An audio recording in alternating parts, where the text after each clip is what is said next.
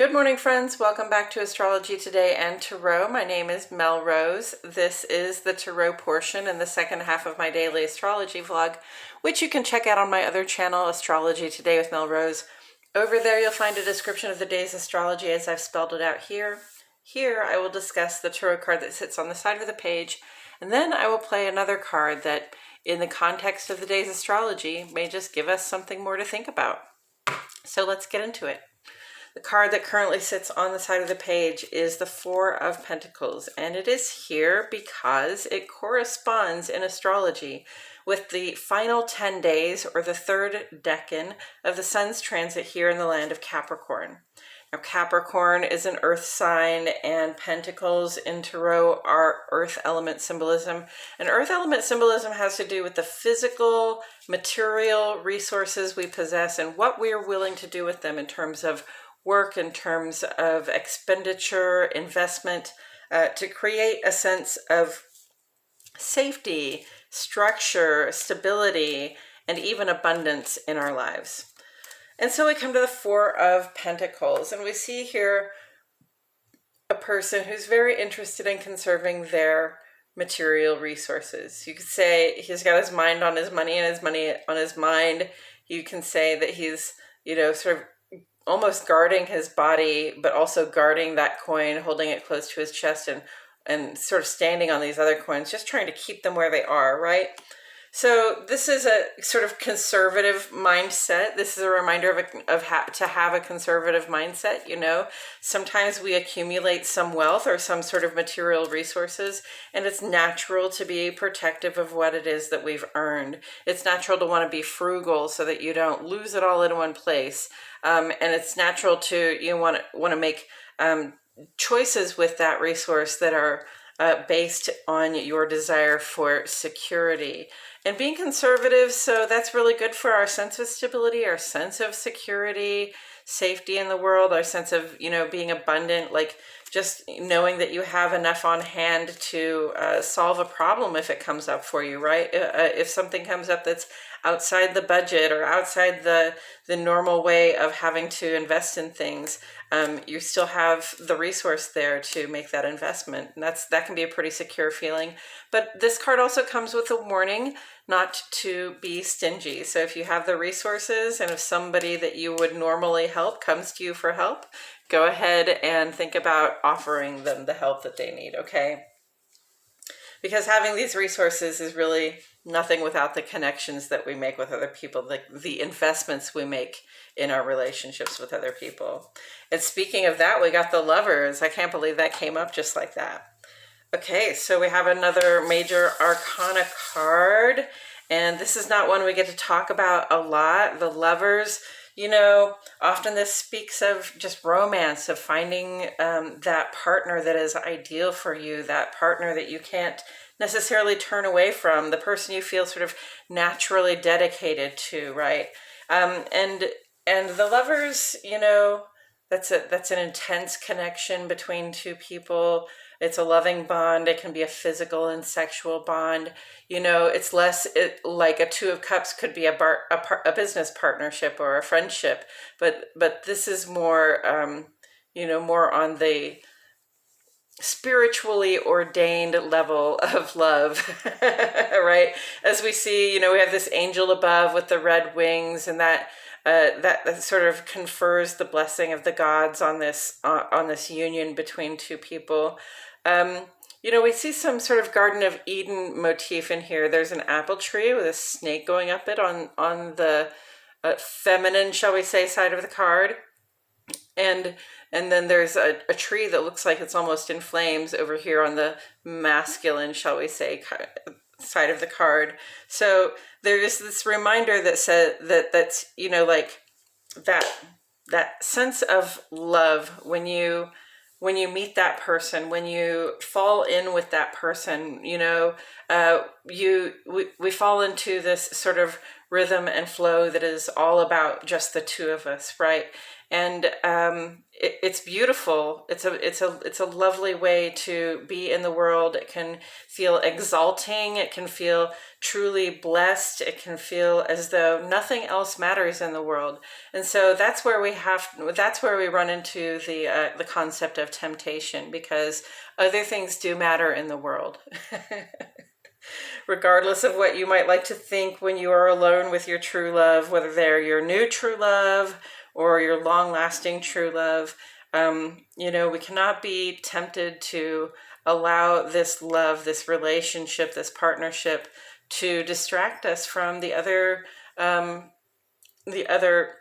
things we have going on in the world, to distract us from our personal goals, from our personal from our other relationships, from our investments, and from the work that we're doing in the world. There's so much.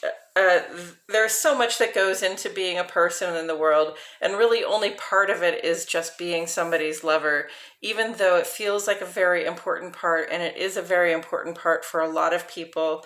We have to understand that, there's this temptation, especially like when you're newly in love, to to sort of be like, I don't think I have to go to work today. I'd rather stay here with you, right? Or I don't feel like I have to go to school today. I'd rather just spend the time with you. And the warning is really just not to ignore your other commitments, your other dedications, the other things that you've said you would do, and the other things that you're trying to do for yourself in life as well.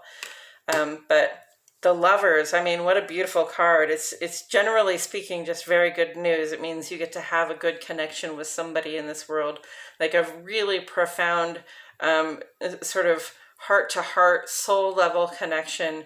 Let no man tear it asunder. So where do we see this on the page? Well, as it happens, Venus is still trine to Mars here. So this is the classic couple. This is the classic. Venus is supposed to be the feminine. Mars is supposed to be the masculine. We don't have to gender these things. We don't have to use those necessarily feminine and masculine terms. But it talks about the duality that exists in all things in nature and in our relationships with other people. Often we choose friends, and often we choose lovers, loved ones who have qualities or characteristics that are not exactly the same as our own, but rather complementary to our own, right? So where one of us might be quiet, the other might be more outspoken, or, where one of us might be very ambitious and driven, the other might be more about, having fun in life and stopping to smell the roses, right? And in this way we get to have these relationships with people who inspire us to sort of come out of our shells and our comfort zones a little bit. And we also get to have these relationships where we help the other person sort of come out of their comfort zone a little bit, right? Because being all ambitious all the time doesn't really suit for much of a life. If you're so ambitious that you're always achieving, but you're never stopping to enjoy what you've achieved, where does that leave you? And this is why we have love in our life, is so that we have a partner to enjoy these things with, and somebody to help us see where we might not be finding the joy, where else we might look for it. And just that's that bond on a level of, it's tough to be alone in the world. And it's good to always know that there's always this one person you can reach out to, whether you're happy or you're sad, in sickness and in health, all that stuff, right? So what a beautiful and inspiring card. And I definitely see that in the Venus trine Mars. So Venus trine Mars just says that, our complementary opposites, our partnerships in this life, we have a real ease of functioning in them, okay? Especially in those close bonds with people that we have, those bonds that we can't imagine ever letting go of or allowing to break. We have a real ease of functioning in those. And because of that, we can get a lot of benefit out of them. We can learn from them. We can grow from them. and you know, and we have someone to share our experience with. Now, taken together with the Four of Coins, so, you know, a lot of people get into these bonded relationships, especially with a lover, okay? Um, because being in that kind of relationship gives them a sense of security. And there's really nothing wrong with that. In fact, it's one of the perks of having a love relationship like that, is that you have this sense of security, that there's somebody you can always turn to, there's someone you can always call out to, there's someone you can always sort of rely on to respond to you in some way. um, you know, and when we, you know, it comes up for me like this card often says, you know, when we accumulate something good to ourselves, we're protective of what we earned. So especially, you know, when we acquire a love of a lifetime, if we when we acquire a relationship with somebody that is closely bonded like this, you know, we are sort of very protective of what it is that we have earned or garnered to ourselves, right?